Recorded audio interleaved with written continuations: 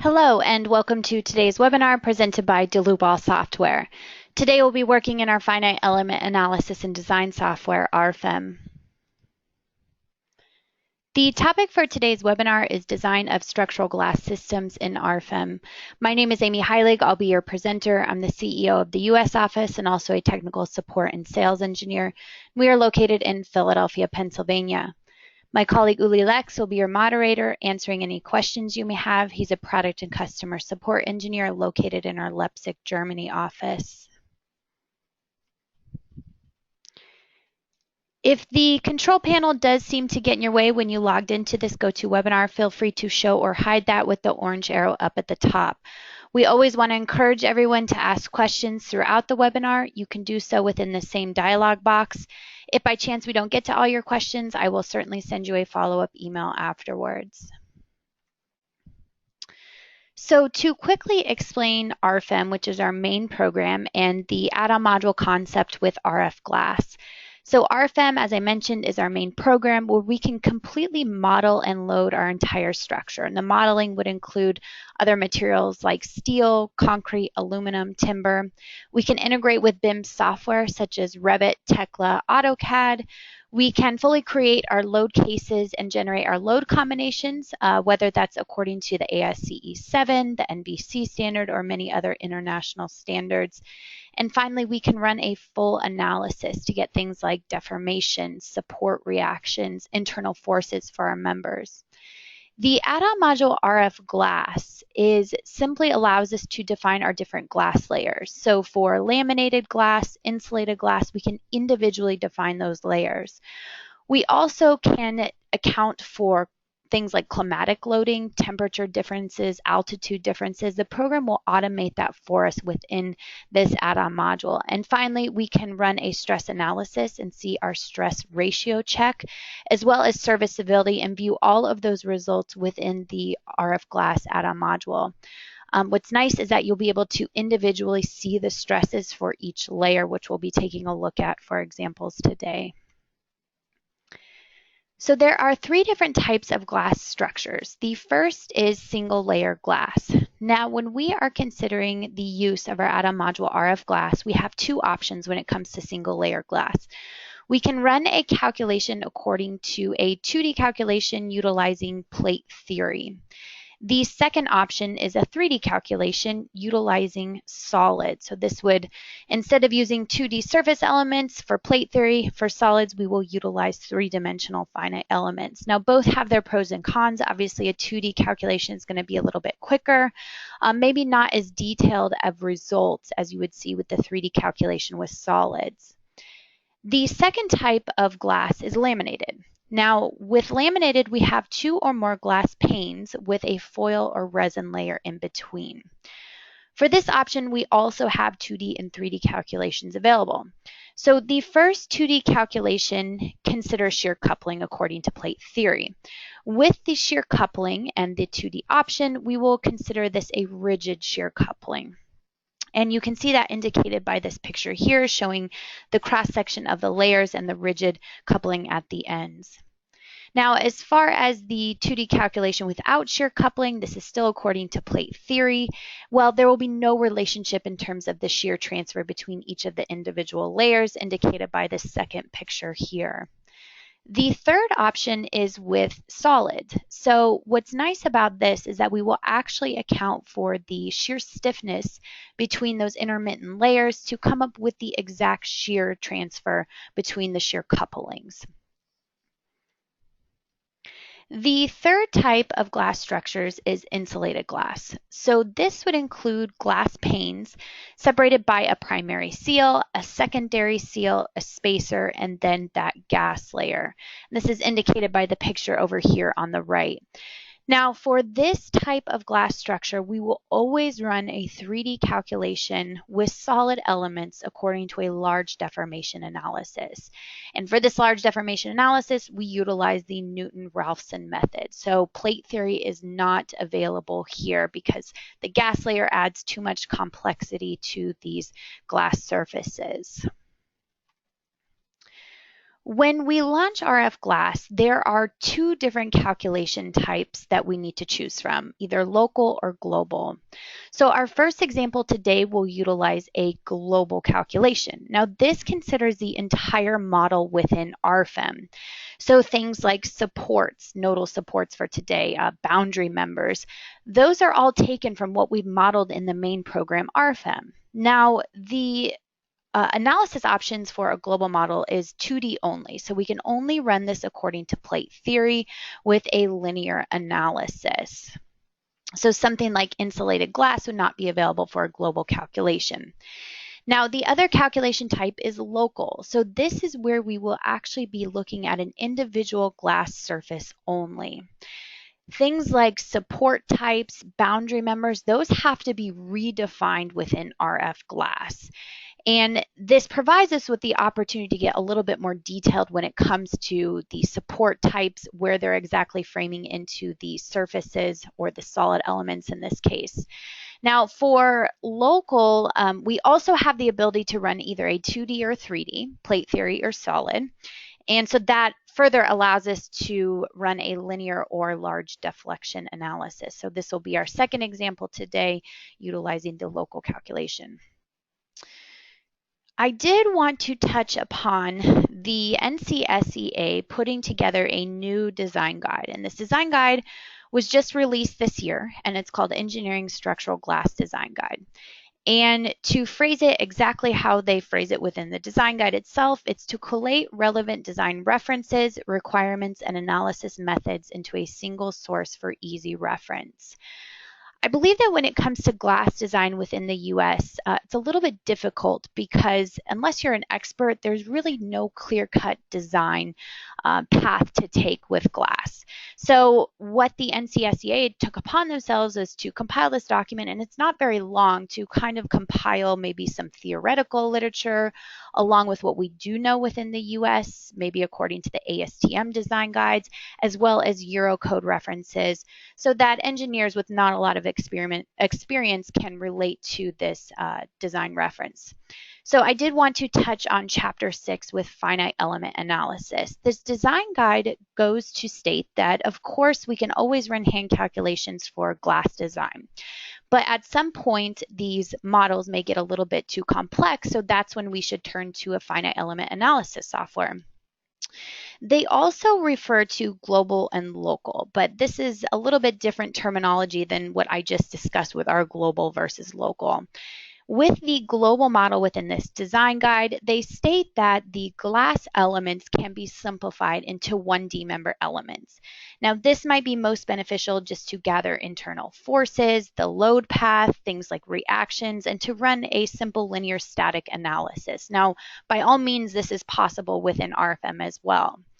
The other option when we need to get a little bit more complex is to run a local model. Now, local models in the design guide, they reference 2D and 3D elements. So this is what we're doing with RF glass, with surface elements and solid elements. Now, this is more applicable for getting behavior on plate bending, things like shear transfer, which we just touched on. As far as material nonlinearity, the design guide states that glass is a linear material model. Well, we also consider it an isotropic linear elastic material, but that nonlinear connection should be considered. Now, this might be more relevant for something like point supported glass. We can also take into consideration these nonlinear connections with things like contact solids, and we don't have time to focus on something like point supported glass connections today, but I do plan to do a follow-up webinar sometime within the coming months to maybe more focus on this. Now, as far as geometric nonlinearities, the design guide states that effects like P delta, large deflection theory, should be considered for maybe buckling checks or weak axis bending, where small deflection theory loses its validity. Well, in our program, utilizing RF glass according to a large deflection theory with solid elements, we would cover P delta as well as large deflection theory as well. So that is also possible.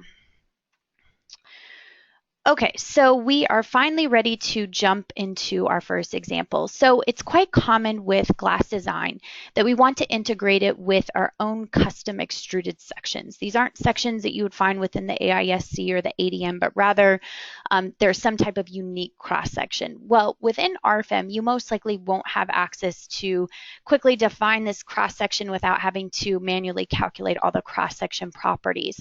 So we've created a program called ShapeFin. Now, for those of you who are familiar with RFEM, the interface looks almost identical. So that's nice that there's that familiarity. What we're going to do today, you can import in an AutoCAD file, but today I'm just going to draw my cross-section and I'm going to have the program calculate the cross-section properties that I can later bring into RFEM.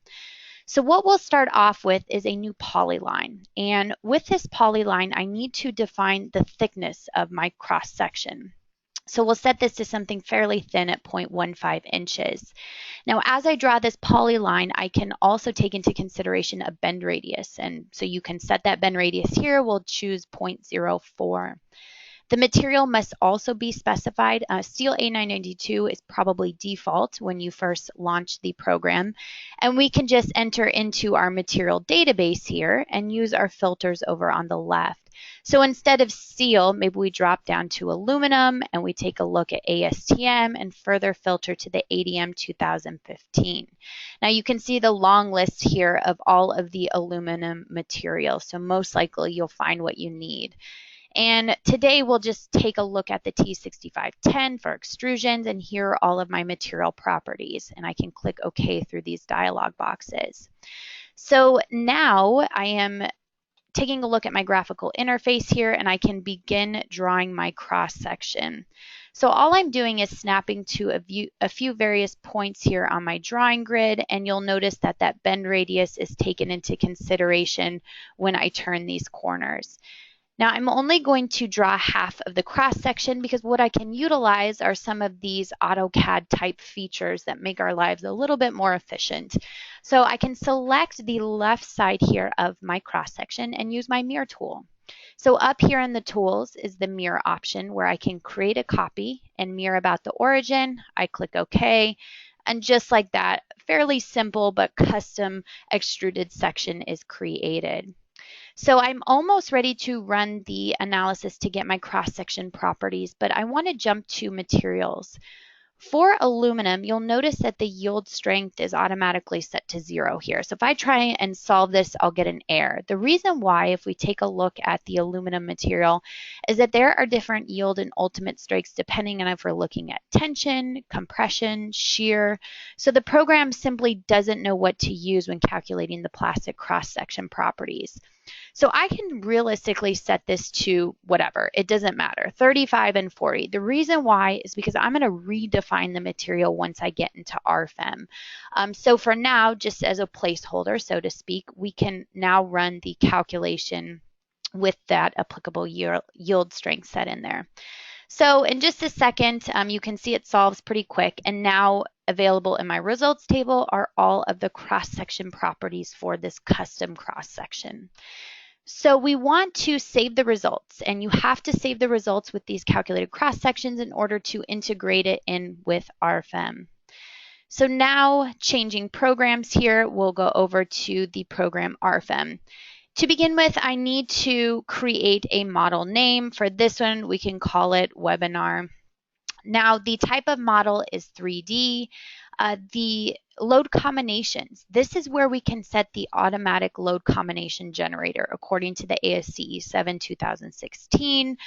We have the NBC 2015, as well as many other international standards. There are also the older standards if we hit this button here. So when this checkbox is checked, it will automatically create those load combinations. When I uncheck this, that allows me to just manually define load combinations. For today, we'll go ahead and utilize the program generating these for us. I click OK, and then up pops my new file. So here's my graphical interface that we'll utilize to begin modeling our facade wall today. We also have our tables down here at the bottom to work with. You can import and export directly to and from Microsoft Excel. We'll certainly be utilizing these quick tools up at the top. And over on the left is our project navigator, maybe a little bit more unique to our program RFEM. Well, as we begin to model here, all of our input data will be available in these tree type lists. The results will also be available here. So what I'm going to do is I'm going to change around my drawing grid to begin drawing my facade wall. So I want to start off with a new member. And so I click on my new member tool, and the member type is set to beam, and I'd like to take a look at my cross-section library. Well, here are all of my cross sections available. Now, this would include shapes from the AISC, from the CSA, from the ADM. You also have these parametric thin-walled sections here, but you'll notice that I don't see that custom section that I just created. It's not an option to choose from. So that's why we're choosing this option down here to import the cross section from shape thin. Then I just simply navigate to where I saved that file, and there's my custom cross section available to me. So once I load this, I can also modify the material here. So perhaps this was set to steel A992 or whatever default material was in the program. Well, we can quickly access our material database here. Again, this looks familiar. This looks like exactly what we saw in shape thin. We can filter on the left to the ADM 2015 to choose our T6510 for extrusions. And I click OK. So just like that, we now have this custom cross section available to us within our main program RFEM. So all that I'm doing here are just snapping to a couple points to create my boundary members for my first glass panel. So once I'm done with that, I've created these 4 members. I want to draw in my glass panel. Well, we can do this with a new surface element. So up in my quick tools, just like how I drew the beam member, we can draw a surface element. And you'll see here we have multiple surface shapes, but for today, we're just going to utilize a typical rectangle shape. Now, this is where we choose the stiffness from our drop-down menu set to glass. As far as the material and thickness, this doesn't matter. We're going to override this in just a little bit of time with the RF glass add-on module. So aluminum, steel, concrete doesn't matter. Thickness doesn't matter. That's just another placeholder. So what we can do is just snap from one corner to the other, and then that 2D surface is drawn for us. So let's also say that we would like to release the moment of this glass panel framing into these boundary members. Maybe it's not a typical connection type to transfer the moment from this surface element to those boundary members and vice versa. So how do we do this? Well, under Insert and Model Data, we have the option for what's called line hinges. And I can assign 2 lines graphically, and up pops my dialog box. So right now, I don't have a line hinge definition. It just says none. So what I'd like to do is to create a new one. So here are my 6 degrees of freedom for my local axes according to my line. Now, this is not the local axes of my surface. It's not the local axes of that beam, but it's actually the shared line that they have in common. So what I want to do here is to release the moment about the local x-axis of the line, which is along the line length, and I click OK. So now I can select this surface and then easily click on the 4 line elements on the boundaries, click OK, and now we can see the line hinge shown here with this available symbol. I am going to select everything here, just like what I would do in AutoCAD, for example, and use my Move Copy tool. I'm going to create 5 copies in the displacement vector of 3 feet in the global X direction. I click OK, and now it copied over the line hinges, the boundary members, and these surfaces. Well, I've decided that for this 3rd panel and this 5th panel, if I hold down my Control key, highlight them, and I hit Delete on my keyboard, I want to subdivide these into smaller glass panels.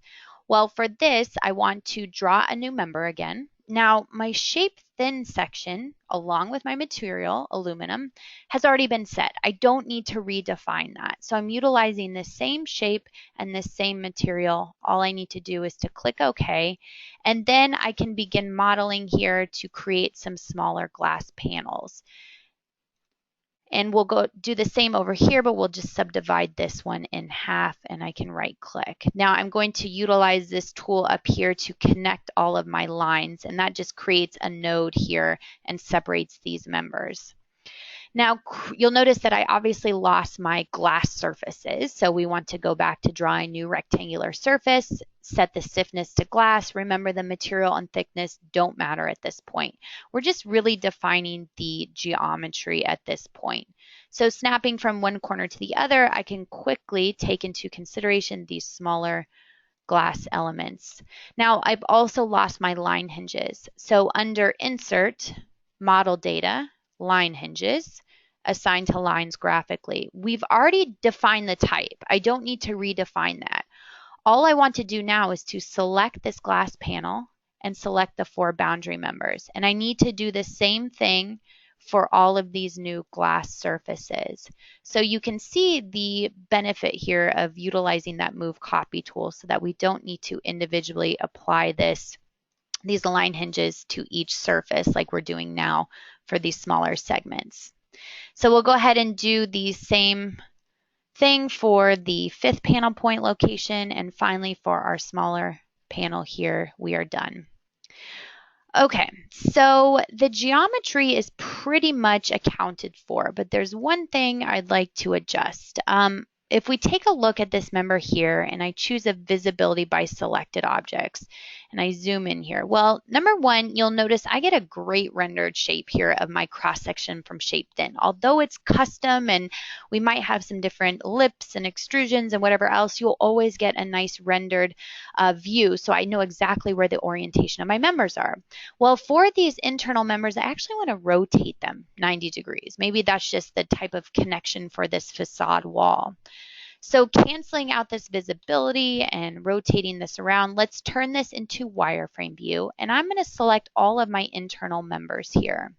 So I didn't select the outside boundary members, I just simply double click on one of the members, and then right away I can adjust the angle to 90 degrees and I click OK. So now when I turn back on the rendered view, all of these internal members are now facing towards the global y-axis. So we would like to support this wall. How we'll do so is with Nodal Supports. And again, it's just a simple tool up here, a new Nodal Support. Now we have a couple default options here, Hinge, which is a typical pin Nodal Support, and Rigid, which is fully fixed Nodal Support. So for the bottom of the wall, let's just utilize a simple pinned application. I click OK. I just highlight along the bottom of my wall here, and I lost it, so 1 second. I highlight the bottom of my wall, and now that pin support will be applied to every node along the bottom. As for the top, I also want to apply a nodal support, but for this time, I don't want to use one of these default options. I'm going to create my own nodal support. Well, here are my 6 degrees of freedom, 3 degrees in translation, 3 degrees in rotation. I'm going to release translation in the Z direction. So I want this wall to have a roller type support in the vertical direction. And I click OK. So now I have this user-defined type of support. I click OK, and I can highlight the top of my wall here. So realistically, the modeling of the wall itself is complete. So we want to move on to applying a couple loads to this wall. For this, we need to first define our load cases. So another button up here in our toolbar called New Load Case. And up pops my Edit Load Cases and Combinations. The first load case is going to be dead load. Now the action category is important because this tells the program what load factors should I apply according to the ASCE 7. So this one will be according to the dead load, and self-weight is automatically activated here. For my second load case, we will call this one wind. The action category will be set to wind. Self-weight is not activated here because we don't want to account for it twice. The combination expressions tab. This is the program telling me, okay, I'm going to generate all the LRFD load combinations, which we can see here, and I'm going to generate all of the ASD load combinations. Now to see these individually listed out, let's go to the load combinations tab, and here are my 3 LRFD load combinations and my 3 ASD load combinations. Now this is a fairly short list because we only have 2 different load cases defined. So once I'm done setting up my load cases and load combinations, I need to actually apply a load to this wall. So to apply a load, you want to make sure, and by the way, we can see now these load cases and load combinations generated for us here. Let's make sure we're in the LC1 dead load. So for dead load, I'm going to make the assumption that I only want to apply self-weight here. Well, remember that's already accounted for within the load case itself, so I don't need to do anything further. As for wind load, I scroll to wind load, and I do want some type of surface wind load acting on the face of this wall. So what I'm going to do is I'm going to go to a new surface load. Here, I'm going to apply a force, and the load direction is going to be in the global Y direction. So you can see here my global axes, and I want this load acting on the face of this wall. The load distribution is going to vary in the vertical direction. And what do I mean by that? Well, at the top of the wall, I would like the magnitude to be something around 25 PSF. But at the bottom, let's decrease that slightly to around 20 PSF. The thing that I do need to define is to tell the program, well, what's the top of the wall? What's the bottom of the wall? How do I want to vary this? And that's easy enough to do by just choosing any arbitrary point first at the top of the wall and a second point at the bottom of the wall. And now the program knows what magnitudes to associate at which points. I click OK. And then I just simply highlight my entire wall. And just like that, we have our wind load applied to the surface here, which is varying in the Z direction. So pretty simple for our loads being applied today. We can see the load combinations here with the load factors applied for dead load and wind load and so on. So one final thing to do before we jump to the RF glass add-on module, and that's to take a look at our finite element mesh. Well, these are surface elements, so we want to obviously take a look at the FE mesh settings to make sure that we're going to get accurate results. Under Calculate FE mesh settings, the global FE mesh length is always set to 1 foot for a new file or a new model within RFEM. Well, let's leave it as the default, and here I'm going to regenerate the FE mesh once I click OK. And I can see here that my FE mesh is a little bit too large. I only have 3 FE mesh points along the width of these glass panels. This really just isn't ideal to give us accurate results. So it's always suggested that we need to go smaller than this. Now this will increase our solution time slightly, but in turn, of course, we need to see accurate results. So under Calculate FE mesh settings, let's try something like 0.25 feet, and we can regenerate this again. Well, this looks much better, and I know that's a little difficult to see, but maybe we turn this into wireframe view. We can see the FE mesh settings along the width is much smaller, so that looks much better. Okay, so the geometry, the loading, the FE mesh, everything's done, but remember we still have these aluminum surfaces here. So this is where I want to launch the add-on module RF glass. Everything you've seen up until now was in our main program, RFEM. So in our project navigator, well, here is our long list of add-on modules. As you can see, RF glass is one of them. So we can launch this add-on module and up pops nothing more than a dialog box. Now, as I mentioned within the PowerPoint, we need to first choose the calculation type. And for this, our first example, we're going to utilize the global calculation. The standard is set to none because we're just doing a stress analysis and design. These surfaces that we're designing for, well, you can see they're all highlighted here because they're all being selected for design, but by all means, you don't need to choose every surface if you're not interested in it. For the ultimate limit state design, we'll choose our 3 LRFD load combinations, and our serviceability, we're choosing our 3 ASD load combinations. As I mentioned, we can also check deflections. Then it's as simple as just working down this list from top to bottom. So we move on to the layers. So this is where we define our different glass layers. The first thing to do is to select the surfaces that this first composition will apply to. So I can highlight them all, and you can also create more than one composition. So maybe these smaller panels, I wanted to use a thinner glass. Well, you could certainly do so all within the same model by assigning different surfaces to different compositions. So we're going to utilize laminated glass. The first layer type is going to be glass. And here is where we would access our material library. So typically when you launch this for the first time, you're really only going to see a very small amount of materials that really aren't relevant for the ASTM or the US market. So this is why we give you the opportunity to define your own. And for me, I've created a thermally toughened float glass, and I have placed it in what I call an ASTM glass standard. So depending on the manufacturer, or if you're going off of the ASTM standards, you would just simply add that material here with this option to create a new material, put in your material properties, and that will always be available for all file types when you're modeling in RFEM.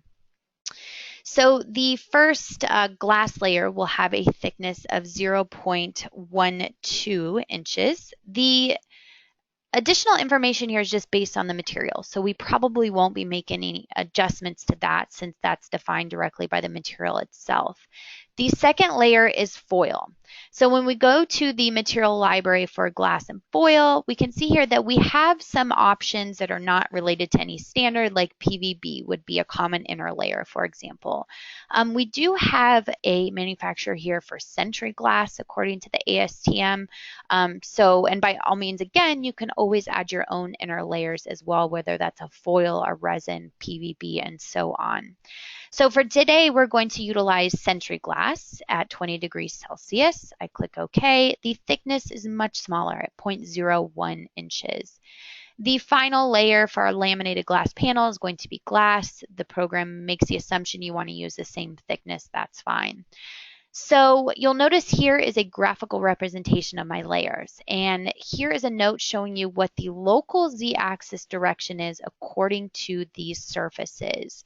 So it's very important that you pay attention to the orientation of your local axes of your surfaces to make sure you've defined your layers correctly. Now, in this case, it's completely symmetrical, so it's not so important. But in our next example, we'll see where it does become a little bit more important. You can save these compositions, by the way, and pull them up for any future models as well into a library.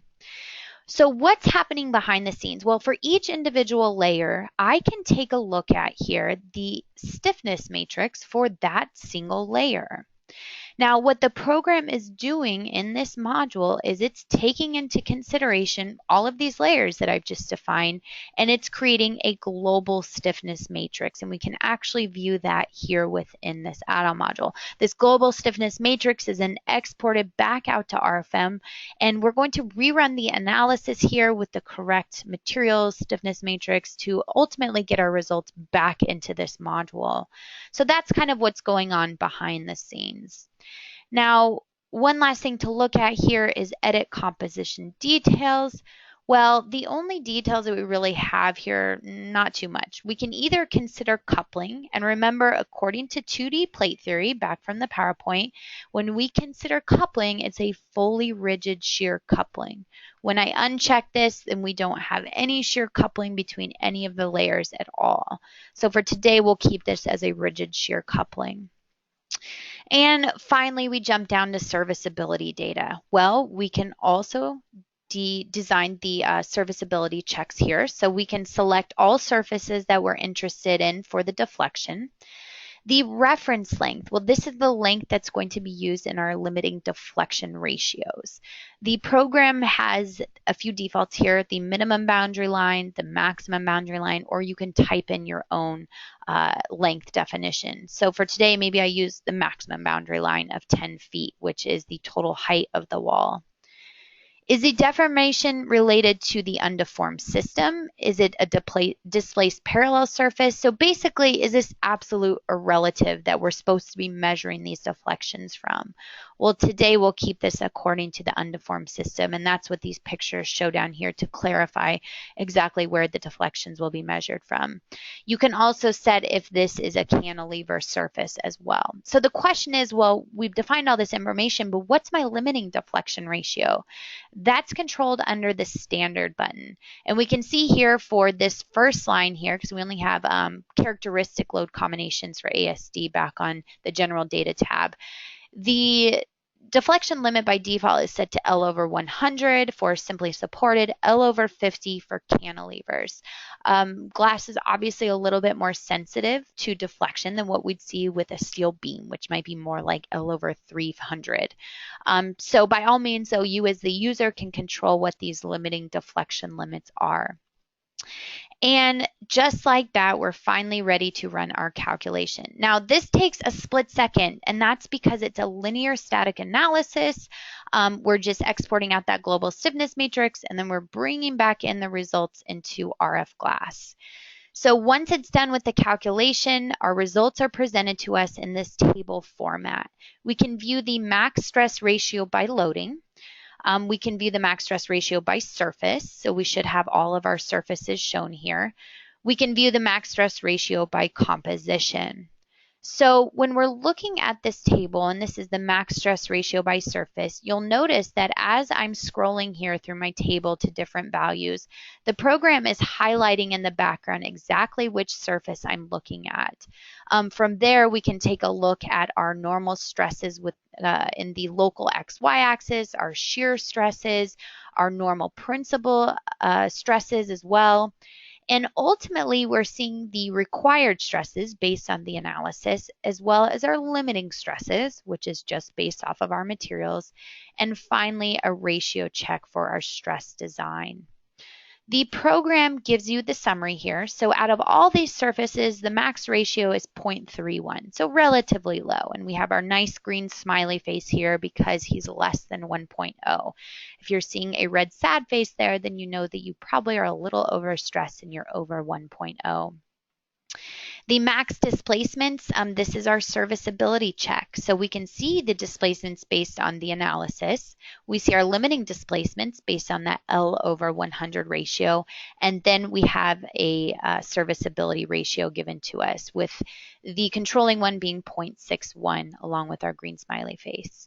So remember, for any of these tables, you can export directly to Microsoft Excel for further sorting. So obviously Microsoft Excel is going to have much more capabilities when it comes to that. The parts list is also given here, which is a material takeoff. So we will also give you that information. Now, the tables are nice, but it's also beneficial to jump to our graphics view. So with our graphics view, we are technically still within this add-on module. You can see it here from our drop-down RF glass, but we're viewing all of our results graphically back within RFEM. And now our results tables are presented to us here under the Project Navigator. We see our loading combinations. From here, we can view the two different glass layers. Remember, we have one on the inside and one on the outside. And even furthermore, you can view the top, the middle, or the bottom stresses for each layer. From here, the stresses are given to you that you can scroll through, whether that's shear stresses. Maybe you want to take a look at ratios here for, however the stress checks come out. And that's all available to add to your printout reports. Maybe you want to make section cuts through this, so everything is possible here graphically. So that really sums up a global calculation type within RF glass. So let's say that we ultimately decide we want this to be insulated glass instead. Well, remember, for insulated glass, we have to run a local calculation. And a local calculation, well, we can only really consider one glass element at a time. So we're going to take one of these panels, and what I did under a different file here is I've just simplified it. So I just took one of those glass panels, kept the supports, kept the boundary members. I even kept these same wind loads the same. And for the second example today, utilizing insulated glass, we want to launch RF glass again. Now, when we launch this add-on module, the calculation type here will now be set to local. The standard is still set to none. The surfaces that I want to design, well, we only have one surface here, so let's move forward with this one. As far as the load combinations, I'm actually going to come back to this. Right now, I'm just going to put a simple placeholder in for my LRFD design. And the reason why is we're going to make some adjustments here with climatic loads later on.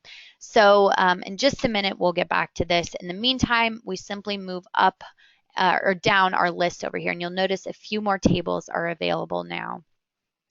So the first thing for our layers, and this should look familiar, we want to select our surface here, surface number 3. The layer type is going to be glass, and I still have my thermally toughened float glass from the ASTM with a thickness of 0.22. The next layer is going to be gas, and this is where we can utilize our material library here. We have a few gases implemented. Again, you can always add your own gas. For today, we're going to utilize argon with the gas properties given here. The third layer is going to be glass as well at 0.22 inches. The fourth layer is going to be my foil. And again, I'm going to go back to my material library here, and I'm going to choose that Sentry glass for 20 degrees Celsius. I click OK. The thickness is 0.01 inches, and my final fifth layer is going to be glass again at 0.22 inches. So there are my 5 layers. Now you can see the profile here of our different layers, and this is why it's incredibly important to pay careful attention to your local z-axis. Even more so with insulated glass, the program has to determine what's the external side and what's the internal side. So if these don't match up to what you'd like to see, in our case, we want the gas closest to the external side, then you need to make some adjustments here with your layers to make sure that those match up. Let's take a look at the composition details. So this is quite a bit more information than what we saw with our last example. Remember, we only had shear coupling to consider here. Well, now you can see the method of analysis is automatically set to a large deformation analysis. And this is because we have introduced a gas layer into these glass surfaces. And we run this according to a Newton-Raphson. The modeling of the laminated glass. So this is interesting here. This will also be a 3D calculation utilizing solid elements. So by the way, in the background, once we run an analysis, that 3D model is going to be created with solid elements instead of surface elements. So what we can do here to consider coupling, we also have to utilize 3D elements for the laminated portion of our glass. But if I uncheck the coupling, then it will automatically use plate theory for the laminated portion of my glass here. Today, we're going to consider coupling and just utilize solid elements throughout the entire surface of this glass panel.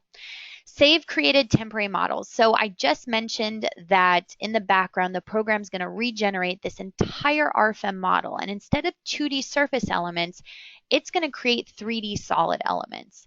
And that's all going to go on behind the scenes, but you do have the ability to save that created temporary model and to actually pull it up like you would any other RFEM model. And I'll actually check this here and I'll show you what one of those looks like. Then we just have some further FE mesh refinements here, and we can click OK. So line supports and nodal supports. You remember from the PowerPoint, I said that you have to redefine your support types with a local calculation. Now the program does, so technically these support types shown in RFEM now will be completely ignored. That's why we need to redefine it here. But the program is smart enough to make an attempt at defining what you already have drawn in the RFEM model. So as you can see here, my 2 support types are shown, and the program has some support type defaults here. Now, these support type defaults, if you want to find out more information, number one, you can click on any of them and you can see our 6 degrees of freedom here and how exactly the program is supporting each glass layer. Remember, we have 3 glass layers for this insulated panel, so the program will support as such. Now, if you want any more information, our help file under this little question mark here in the corner really explains a little bit more clearly what's going on. Now, in our case today, I don't really like what the program is suggesting. So instead, I'm going to take this and I'm going to individually define my support types. So the first one will be node number 4, which is my lower node here. And instead of hinge type 3, I'm going to choose user defined. So now when I scroll in here, we can see our different glass layers along with our gas right here, but I can only support the glass. So for my middle layer of glass, I'm going to set this to none. I'm only going to support layer number 1 and layer number 5 at the center line, and I'm going to apply a basic pin support at these locations. Now, let's go ahead and graphically select a couple different nodes here. So we're going to select the upper 2 nodes, and this will also be user defined. I'm going to not support the center layer, and as far as layer number 1 and layer number 5, I'm going to release the X and the Z here. So now we have some type of roller support, and I can zoom up here to see these nodal supports being applied up here to the top. So they're a little large, but essentially you get the picture. It's being applied to those different glass layers. And finally, we have one more node to define, and that's in the lower right corner. I click OK. Again, we can zoom out here to view that in the smaller picture. And we can zoom in. Now for this same concept, we're going to go to user defined. We're not going to support the center layer. The 2 outer layers remains a pin support, but I want to have sliding in the X direction. So now I have manually defined these support conditions. So you can see a huge difference here of utilizing those 3D solid elements and how much more detailed you can get with your support types. Now, the boundary members, same concept as our support conditions. If I zoom in here, well, here is my custom cross-section from Shape Thin. But I need to tell the program where exactly to apply these boundary members. How do they frame into these glass panels? Well, again, the program makes some suggestions here. They say, you know, the program notices, hey, I see boundary members in RFEM. Let me go ahead and attempt to put them into this glass module as well. Well, this is where you can see we have glass layers 1, 3, and 5 that we can apply it to, and even more so, you can apply it to the upper edge, the center line, or the lower edge. For this case, we will just keep the program suggestions for the boundary members. Climatic load parameters. So this is where we want to take into consideration differences in temperature loads, atmospheric pressure differences, altitude differences. And the reason why is because maybe this glass is being manufactured at a different location than where it's actually being installed. So with this, the program will automatically calculate and figure out what all these gas pressures should be based on this criteria. So you can see here that we have climatic load for summer and climatic load for winter. So the other thing to notice is that we want to keep this checkbox checked. The automatic gas temperature calculation, you can take a look at this. This is pretty advanced. So unless you're a glass design expert, you probably won't be doing much with these options. So we'll leave this unchecked for now. I also do have a document if anyone would like to see it on how these gas pressures are essentially calculated within the program. So feel free to email us after the webinar and I can go ahead and send that back to you. So not to get too complicated within here, the first thing that we need to do is just to put in some information. Number one, where is this glass panel going to be manufactured and what is that atmospheric pressure? Well, let's assume it's somewhere at sea level where the atmospheric pressure is around 14.7 psi. The altitude is 0 feet and the average temperature during the summer is fairly cool at 65 degrees. Now we take a look at where the actual panel will be mounted. Let's assume it's going to be mounted somewhere much higher at 4,000 feet altitude, maybe where the atmospheric pressure is around 10.7 psi. The altitude is set at 4,000 here. Now the average temperature during the summer on the external side of the glass panel is fairly hot at 90 degrees. The gas then can get up to 102 degrees, let's say during the summer, and the internal side is set at approximately 70 degrees Fahrenheit. So the program will automatically calculate these gas pressures for us, but the thing is that we need to put these into load cases so that the program can generate those load combinations for us. Well, if I use my drop-down box here, I only see dead and wind load. So this is where we would actually want to create a new load case. Now this load case looks familiar. This is what we saw before with RFEM. The first load case description is going to be temperature. The action category, we can set this to the self-straining force here, and we click OK. For atmospheric pressure differences, let's once again create a new load case, and we'll call this one Atmos for atmosphere. And finally, one more case here. We'll call this one ALT for altitude. Again, action category set to T. So climatic load for winter now, I think we understand the idea. For the sake of time, I'm not going to fill out all of these, but we'd want to give it the same information for winter conditions. Now, the load cases for climatic loads, what we can do is still utilize these same load cases that I created for summer. And that's because the program is smart enough to recognize that, hey, the gas pressure that's happening during the summer isn't going to occur with the winter. Those won't occur at the same time. So what it's going to do is to create two separate load combinations, one for summer and one for winter. So that's why we can utilize these same load cases. So remember, I said way back when on the very first tab that we needed to get back to this. Well, now I see those additional load cases here, but I don't see my load combinations generated. And that's because RFEM is the program that controls the generation of load combinations, not RF Glass. So what we want to do is to quickly go back to RFEM, and all I need to do is to utilize this dropdown. The program automatically updates, and now here are all of my load combinations with those new temperature, altitude, and atmospheric pressure loads. So you can see a much, much longer list now. Now when I go back into RF Glass, those are all available here for design. So you can move all of the LRFD load combinations here and serviceability. If you'd like to consider all of them as well for deflection checks, you can move all of them over here as well. So that's how the climatic load cases kind of come into play and why we need to update those after the fact. Insulating glass unit. So this is in regards to our secondary seal. Remember, we have an insulated glass, so we need to somehow seal in this gas layer. Well, for this, I'm going to jump back to the PowerPoint to quickly explain what's going on. So with the secondary seal, if I were to uncheck this option, remember this entire section is grayed out. So what's going on behind the scenes? We're going to apply what's called helper supports. Helper supports prevent pressure on the side surfaces.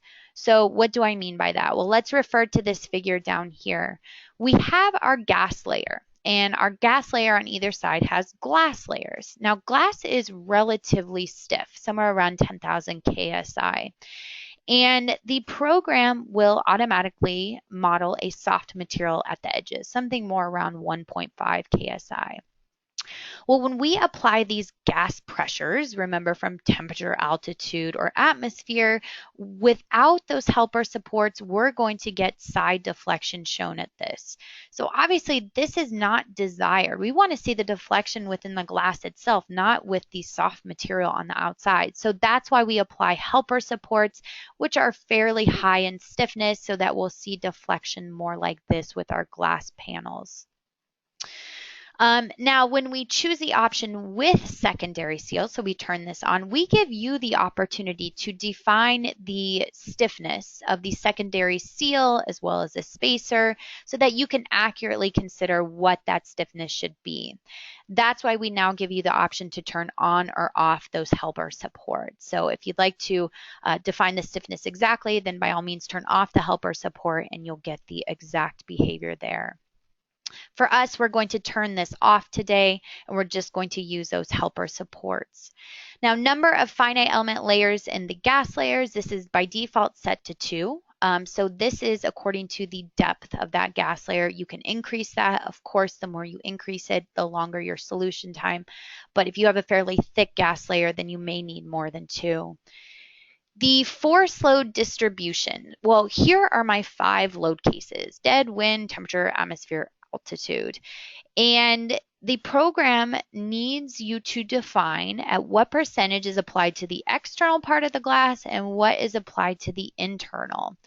Well, for this with dead load, it really doesn't matter because we only have self-weight defined. But maybe if we had some other dead load applied to it, such as a line load on top, you'd want to apply 50% to the external, 50% to the internal. As far as the wind load, we want 100% acting on the external. So it's an outside load acting on the face of the surface. So let's keep 100% there. Now, as for temperature loads, really this is kind of up to you as the engineer. Maybe you want 50% on the external, 50% on the internal. Same goes for the atmospheric pressure. And finally, the altitude as well. We just put 50 and 50 for all of those. Lastly, serviceability data. We actually don't need to go through this in detail again because it's exactly the same thing that we saw before. We're going to choose our maximum boundary line of 10 feet. We're still comparing to that L over 100 deflection ratio, and the deflection is based on the undeformed system. So now we're finally ready to run our calculation. And as you can imagine, we now have a lot of load combinations to solve for, not to mention the program behind the scenes is creating these 3D models, generating the gas pressure. So it takes a little while to solve. So instead, I'm going to jump to an already solved model here. And essentially, this is what would be presented to us within the glass module. This looks pretty familiar. We'd see max stress ratio by loading, by surface, by composition. So as we can see here, we only have one surface. And we can take a look at, again, our normal stresses, our shear stresses, and ultimately we're going to get a controlling ratio here for our stress design. For this one, relatively low, 0.19. Again, we can check displacements. The controlling ratio here for a serviceability check is 0.43. And a new table would be gas pressure. So again, as I mentioned, the program is smart enough to determine that there needs to be 2 separate load combinations, one for summer. So here's load combination 2, and here's load combination 2 for winter. Same thing for load combination 3. You see summer and winter. So these are the different gas pressures you're going to see based on summer versus winter. Now, of course, it's always beneficial to jump to the graphics, and here is my very, very long list of load combinations. Now, this was an exhaustive list. Maybe for your design purposes, you don't need to consider all of these different scenarios, but it is possible if you'd like to.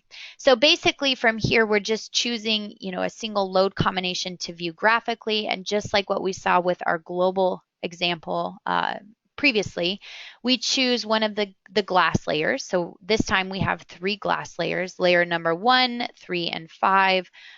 Then we can view the stresses for all of these different layers and all of these different load combinations. So really, that's what I wanted to show you with the results of this local model.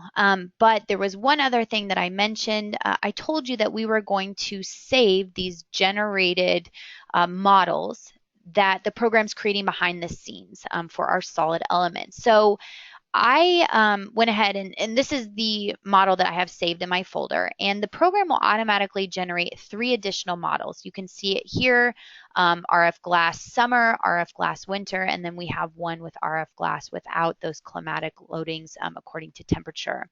So for this, if I open up one of those, this is what you're going to be seeing. The program automatically generated your exact same model behind the scenes, and you can pull it open here just like what you would with any other RFEM model. So maybe jumping to the display type here, let me turn off the display of my members. Maybe I turn off the display of my Nodal Supports, and let's zoom in here. So now you can see instead of a 2D surface, the program is automatically creating these solid elements to represent each layer. Here's my gas layer, here's my glass layer in the front, here's my laminated glass in the rear. So the other thing you'll notice too, these are my helper supports. Those are those rigid connections that the program's placing at the edges to make sure that we get desired deflection. Again, the boundary members are shown here. Here's my custom shape thin section shown, and as well as the nodal supports. So those nodal supports are defined on the individual layers that I applied it to. So this is what's going on behind the scenes. And even further, you can take a look at the applied loads. We have the temperature loads, the atmospheric pressure shown here. So again, I've applied 50% to the external, 50% to the internal. You can vary this how you see fit, but this is what the program's coming up for those gas pressures applied to the surface, applied to the solid elements based on those calculations. Same thing with altitude as well. So kind of interesting to seeing what's going on behind the scenes with a local calculation. Okay, so now back to the PowerPoint to conclude this webinar. I know that was quite a bit of information. As always, I want to refer you to our website where we will give you much more information on RFEM, our main program, the add-on module RF glass that you saw today, as well as all of our other material capabilities. And our website is dlubal.com. I also want to encourage you to follow us on our social media sites. One really important one would be our YouTube channel, where we put a recording of webinars just like these on YouTube, and you can watch them at your own convenience. Knowledge-based articles is something that's on our website for tips and tricks and commonly asked questions.